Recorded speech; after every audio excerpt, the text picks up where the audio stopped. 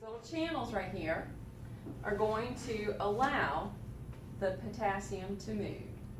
And if we create a potential in this, an electrical potential, we now are going to have that nerve be affected, and we're going to travel or have the movement of that electrical potential move along that nerve fiber.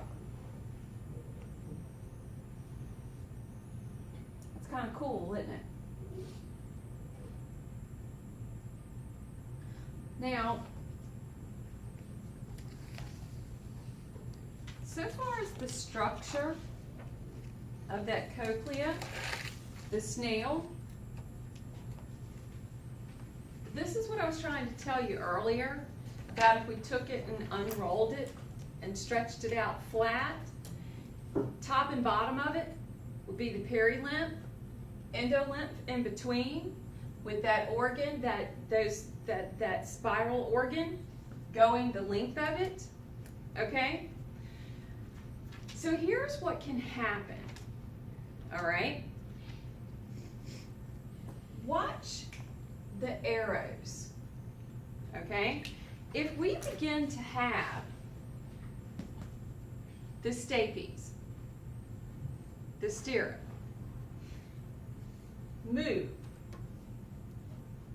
right here and start this wave that can go around,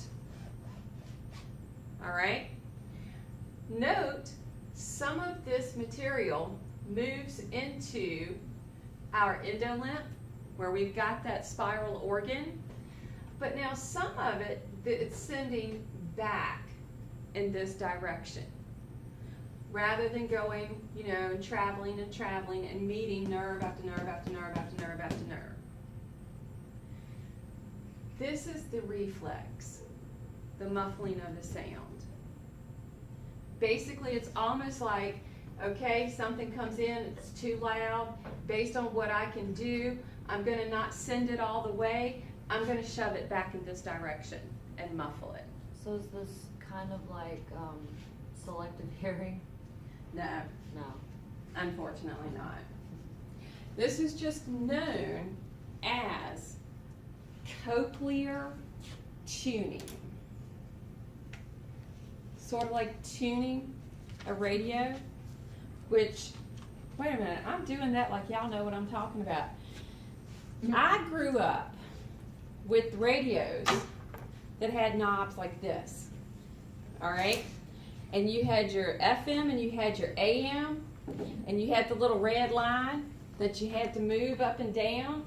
So over here, when you wanted to, like if you had, you did everything to get that radio to pick up the channel you wanted to pick up, okay?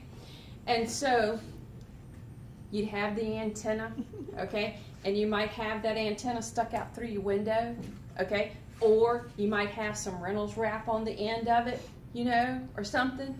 And man, if you lost, you had to have that tune perfect. I mean perfect. Where that little red line, I can remember growing up.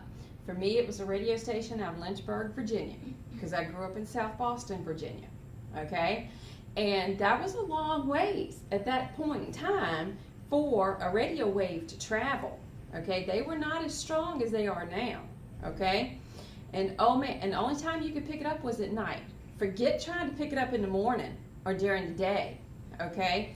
I'd have my window open, you know, and I'd have my radio sitting up in the window, but it was K92, and it would play the top 40. Didn't have a radio station in my town that did that. We only had one radio station, okay? And you had to listen to stuff like, for gossip. well, no, who was Lawrence Welk? Or you had to listen to the country, or you had to listen to a talk show, or you had to listen to this or that. So I thought it was great that I could get that station out of Lynchburg to play music. And that's when you had, y'all probably don't know these, cassettes, okay? And if you were lucky, now I didn't have it at first, okay? When I got a little bit older, and they thought I needed a new radio, they got me the one that had a cassette player. and you could go up there and you could record the song on the cassette. Then, if you were really lucky, you had the cassette player in the car. But I didn't have a cassette player in the car until I was an adult. I had the 8-track players. Okay, so I was out of luck on that one. But anyway, I had to fine-tune that station just right. And that's what this is doing. It's the cochlear tuning. So that it's not too loud, not too staticky, not too high or low or anything like that. Okay, so it's cochlear tuning. Now, this picture right here from your textbook, these are the waves that sound can come to us for, okay? And when we have something that's low frequency, not a lot of waves, not very high waves, but something that's high, waves are high, okay? It's the job of this cochlea, okay, number one, determine the sound and what it is, but also at the same time, make sure it doesn't make us go deaf. If you are around a really huge loud noise, and this morning on the news, they were talking about, you know, this blast that took place in Brussels, how so many people's eardrums were blown out, okay? And so they were talking about that, and made me think about, of course, our topic for today. Because a sound that's too loud, it can make you go deaf, which is interesting. Now with hearing, because we're looking at that cochlear nerve, the connection, the pathway that we're going to have, all right? This cochlear nerve that we're going to travel by, the sensory fibers that are connected to those hair cells, those fibers are going to be traveling by way of that cochlear nerve. Cochlear is going to join the vestibular, okay? Those first order fibers make it to the medulla. Now, there's going to be a synapse for neurons to the pons, our second order neuron at this time. So we go from that cochlear nerve to the medulla to the pons. Now at this time, where we're at the pons, that tuning that has to take place, at this point we can have those fibers go back to the cochlea to tune it, meaning soften the sound, okay? Now, the other fibers, they're going to go to the midbrain. From there, they'll go to the thalamus. So this special sense is going to make its way to the thalamus. And that's where we will have that third order neuron. And from the thalamus, it will be sent to the auditory cortex that's going to be found in the temporal lobe of the cerebrum. So we've got 4 orders of neurons for this projection pathway. And it makes its way to an area termed the auditory cortex in the temporal lobe. That's the 4th order neuron? When it leaves the thalamus, this is the 4th order, going to that area of the cerebrum. At that point, we use other structures for us to make sense of it. such as the areas of the brain that deal with language. Okay? So that is our hearing portion. The cochlear nerve. Still got the vestibular.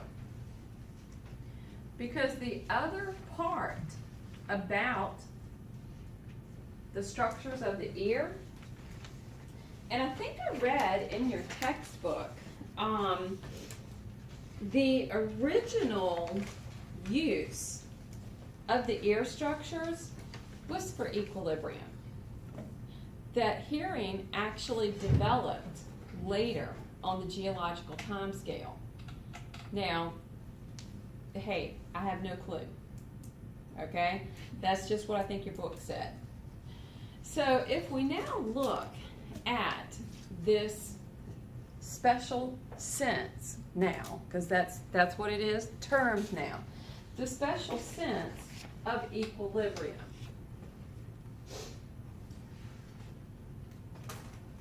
How many of y'all have any equilibrium problems? I have. Don't put me on no roller coaster. I can barely handle an elevator. And I don't, oh my stars. Any of y'all like escalators? I can go up, okay? But for some reason, when it comes to escalators and you gotta go down, there's something about it when you have to do that original step, okay, to start going down, I feel like I'm gonna tumble all the way down. So there's something wrong with my equilibrium. Well, now y'all might say other stuff too, but that's okay. Now, Is that what like car sickness and stuff? yes. Okay. Oh, and I found that out because when we were coming back from the Poconos, I was trying to play Sudoku, okay? Oh, that made me sick in the car. And I was like, you gotta stop. Cause I was like, oh, I can't do this. I can't play the game and ride at the same time. I just knew I was gonna be sick right there in my car, and I didn't want to do that. So, equilibrium, I think, is kind of nice. It's kind of important. In the structure that we have of the ear, we have these really cool semicircular ducts. 1, 2, 3 of them. Now, when we look at that structure of these 3 semicircular ducts, they have the receptors for equilibrium. All right, so these ducts are going to have the receptors for equilibrium. What do I mean by that? I have to say, on this particular day in lab, they got very inventive, okay? In this picture that you see, they're showing 2 little areas that have been cut out. Now watch. 1, 2, 3. Do you notice anything about the arrangement of those 3 ducts? And then the arrangement of these are called macula. Okay? Like I said, they got inventive that day. All right? These macula.